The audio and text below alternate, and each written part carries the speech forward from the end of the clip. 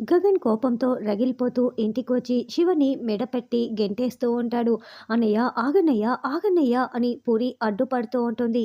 శివ కింద పడుతూ ఉంటే శారద వచ్చి పట్టుకుంటుంది. "రే గగన్ ఏం చేస్తున్నావురా" అని శారద నిలదీస్తూ ఉంటే, "వీడెవడో తెలుసా? వీడెవడో తెలుసా?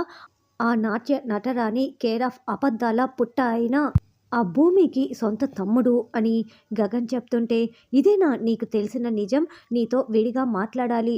నువ్వు రా గగన్" అంటూ శారద గగన్ చేయి పట్టుకొని బాల్కనీలోకి తీసుకువెళ్తుంది.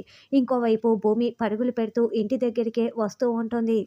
"ఏంటి గగన్, ఇదేనా నీకు తెలిసిన నిజం? శివ భూమి తమ్ముడని తెలిసిన నిజం" అని శారద ప్రశ్నిస్తూ ఉంటే, "అవునమ్మా" అని గగన్ అంటాడు. "కానీ నాకు ఎప్పటినుంచో తెలిసిన వేరొక నిజం ఉందిరా" అని శారద అనడంతో, "ఏంటమ్మా అది" అని గగన్ అంటాడు.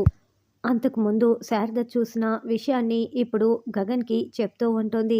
శారద అటుగా వెళ్తూ ఉంటే శివ సెల్ఫీ తీస్తూ ఉంటాడు. అయితే శివ దూరంగానే నిలబడి సెల్ఫీ తీస్తూ ఉంటే పూరి శివ భుజంపై చెయ్యి పెట్టి చాలా క్లోజ్‌గా ఫోటోలు తీసుకుంటూ ఉంటుంది. శివ వెళ్ళిపోగానే వెంటనే శారద పూరిని "ఏంటే, ఏంటి ఆ ఫోటోలని" ప్రశ్నిస్తూ ఉంటే, "క్యాజువల్‌గా తీసుకున్నామమ్మా" అని పూరి చెప్తుంది.